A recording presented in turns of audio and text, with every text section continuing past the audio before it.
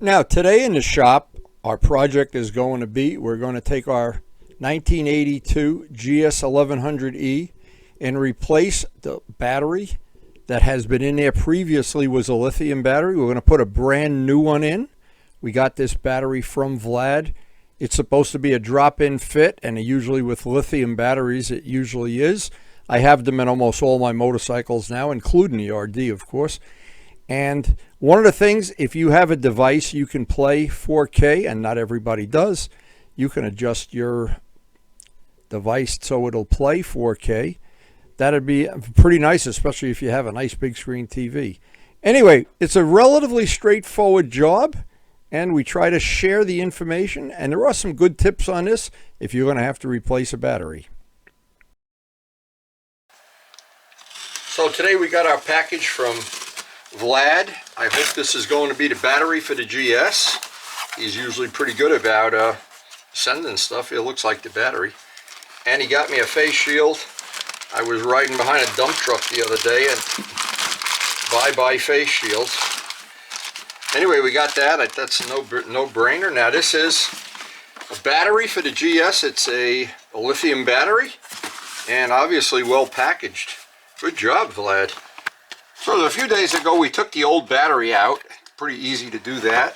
This is the replacement, the one that's supposed to be a direct replacement. And if you've never had a lithium battery before, you need to have a dedicated charger that's for lithium batteries. You need to have some of these little rubber things to fit around the battery, because the batteries, the lithium at first, they weigh nothing. It's like a box of Cheerios. And they always give you blah, blah, blah, blah, blah, and some extra screws for the terminals. Now this is a really nice replacement battery because you can replace it on either side. There's 4 older style batteries. Even the new one, all of the new ones I think come this way, but this should be a relatively easy job to retrofit it and get the GS back on the road. The original one, the battery tender one, lasted almost 7 years. So this is what comes in the package when you get it, the battery of course, and you can mount the battery anyway, upside down, sideways. And having 4 terminals is really convenient, especially with older bikes. There's a little set of instructions, a good idea to read them carefully if this is the first lithium battery you're installing. And of course, this is the thing you absolutely need, is little blocks of rubber to get it to fit into the old battery box. And Vlad did a lot of research on getting his battery, I know, because this is the Suzuki, the GS, it's a tricky one to get a fit for. Now again, I took the old battery out. There's quite a defined area where the battery goes, but this battery is smaller and you can mount it in any position. So I have the tank up with a rubber hammer, but what I'm going to do, because real estate in this garage gets smaller by the day, and we're about 95 degrees, so I'm going to try to get the bike I'm working on right under the fan. It's always an ordeal out here moving things around. So step 1 is with the tank raised, just do a dry fit. Make sure it's a reasonably good fit in here. And of course, it's smaller than the battery it replaces. We're going to use those foam things. But that looks pretty good. That looks like it's going to be no problem at all. And once I get the wires hooked up, I'll put the foam things in last. My wiring is a little different because I have this bike set up for a radar detector and a fast charger. But right now, that looks like it's going to be pretty good. Now, one of the things I do, since I have several wires that all go to positive, when I took the old battery out, let me get this one out of the way. When I took the old battery out, I put a zip tie on them so I'd know, and all of those wires obviously have to go to the positive side, and then the negative side, I just have the one big one. But again, the wiring on this bike is really a little different than stock, because the stock part that goes in there has a wire that actually goes to the battery, so there's a light on a dashboard for the batteries you put water in. Nowadays, I don't even know if they make them anymore.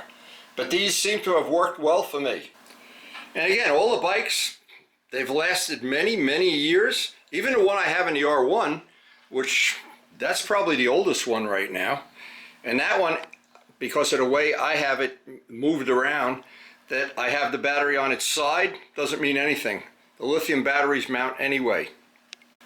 And I keep them on charge. This is a battery tender made for lithium batteries. So what I do is in the morning I'll put the wire here when I get back from a ride, get done feeding the fish or whenever, and constantly, so every 2 or 3 days they all get topped off. And that's part of the secret of keeping them, that you don't need to buy a battery every year or two.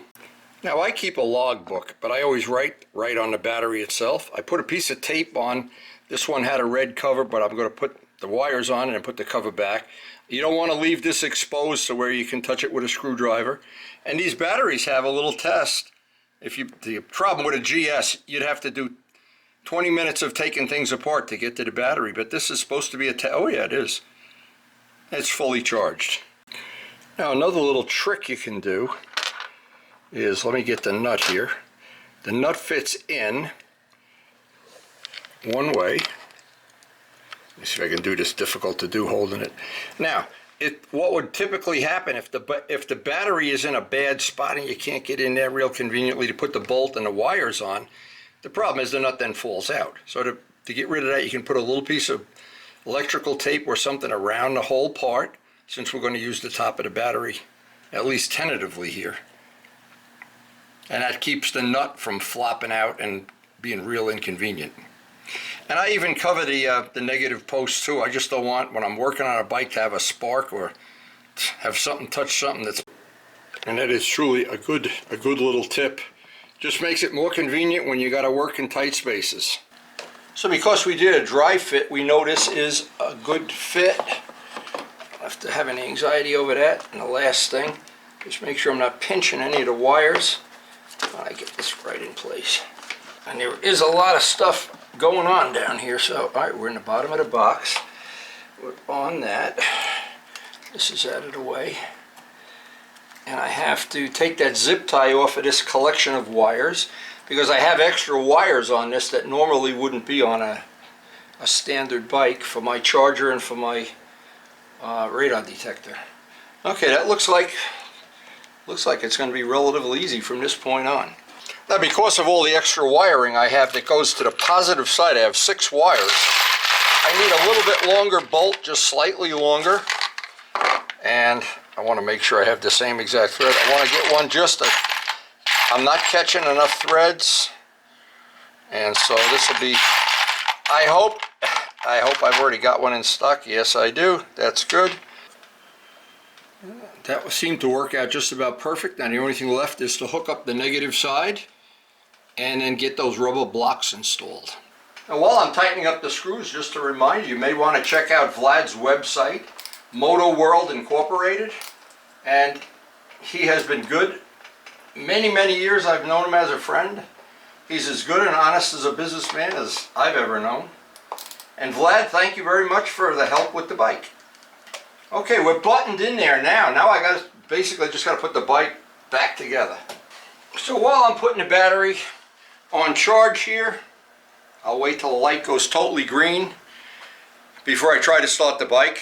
And that's a lithium battery charger, battery tender model, and they say to let it go to full charge before you obviously use the vehicle. And since we're not going to ride the bike today, we'll just leave it on charge overnight. Now, these are these foam rubber blocks. You don't want the battery to be loose and shaking around in there, and they seem to do a good job of that. And here's another trick. Don't push them all the way down, because when you go to pull them out, it's a lot easier if you can get the pliers or your fingers or something on there. It just makes it a little bit easier. Now, putting the bike back together, pretty straightforward. We got to lower the tank, put the air filter back on first, the master cylinder for the rear brake, the seat, all of the paraphernalia. But by the time we have that done, I'd say that was a nice, straightforward, and thank you, Vlad, for getting me the right battery that it fit the first time. Now, if you have a GS, you already know, or have ever had a GS, you know that if you have to jump start the bike with jumper cables or whatever, what happens, and it's, well, you got to take the air filter off to get to the battery. I think one of the few design flaws in the whole bike that is annoying, but there's enough tools in there, and I made sure the time Luciano had to come rescue me, and that was 7 years ago, so that's how I know. And so once I get this all back together again, I always make sure I have all the tools I need in the toolkit if I ever have to take this apart to jump start the bike out on the road. And I always if it's really winter and really cold and I'm using the electric gear, I'll take that spare battery with me. So this whole thing is a pretty straightforward job, probably an hour, maybe a little less or more. But the do's and don'ts, getting those little battery nuts when you're down in the black hole of space can be a problem. And getting that you're not pinching any wires or putting stress on any wires. And those little, for the first time, if you put a stock battery back in, you don't need those foam blocks, but these lithium batteries are all a little bit smaller and a whole lot lighter. And I have gotten really good service out of them now. I don't know. I don't know if they've got the new ones are better or worse. They have that little tester on top, but for sure they're 4 or 5 pounds lighter, and that's always in your favor. Now, one of the things I did 6-7 years ago when I got stranded, Luciano came with that battery, that jumper battery, and I swore I'd never have to take the whole bike apart again. And I put a set of pigtails on the battery and, of course, insulated them very well. But I've never had to use it, so I don't even know if it would work. I don't want to put it to the test either, to be honest. Now, it's just a personal habit of mine that I have when I have something apart like this and I can get to places I normally can't get. And the reason is I do all the work on these motorcycles, so I would like it to be as neat and clean as possible. And I don't have to be fanatical about it, but while I can, 1 minute here and I can have this all nice and clean before I put the tank back down.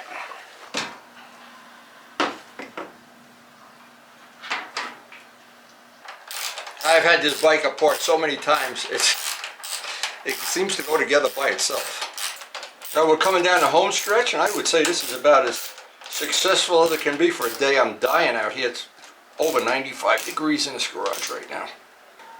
And another thing, I always try to check that nothing is chafing or rubbing, or that looks good. And I always want to be careful with the tangs that hold these side covers on are really delicate. I've fixed so many of them.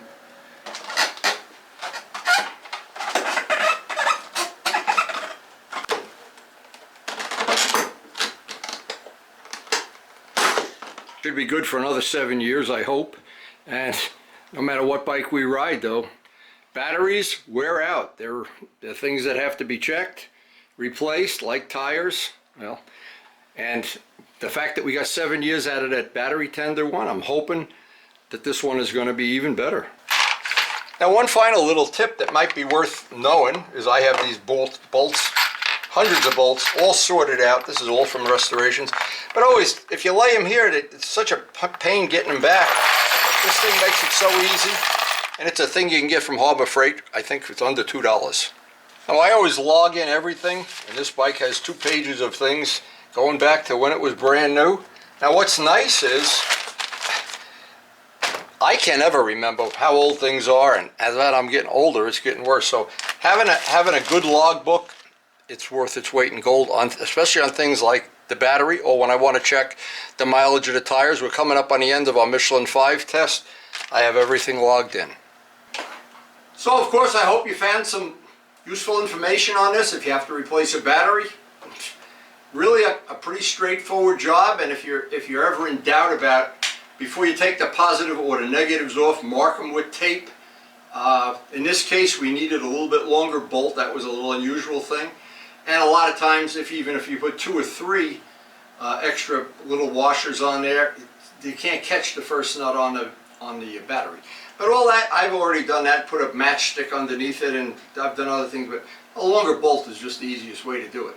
Anyway, Vlad, I appreciate, this was a lot of work. Believe it or not, finding a direct replacement battery for this bike is not as easy as you think it is. So our channel is to share useful information.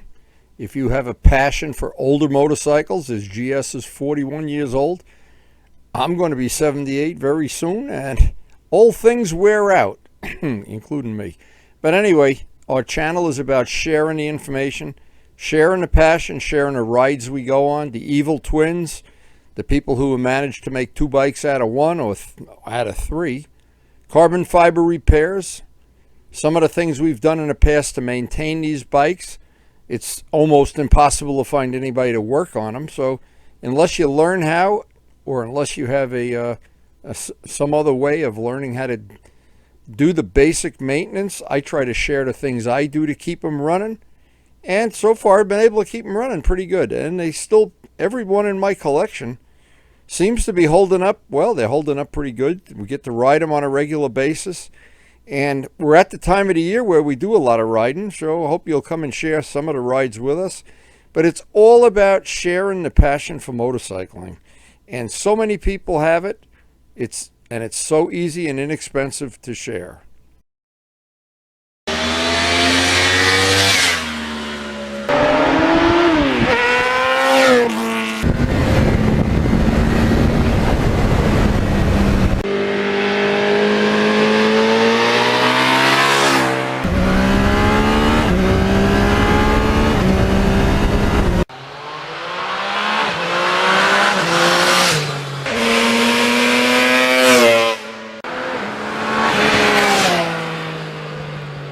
And thanks so much for watching.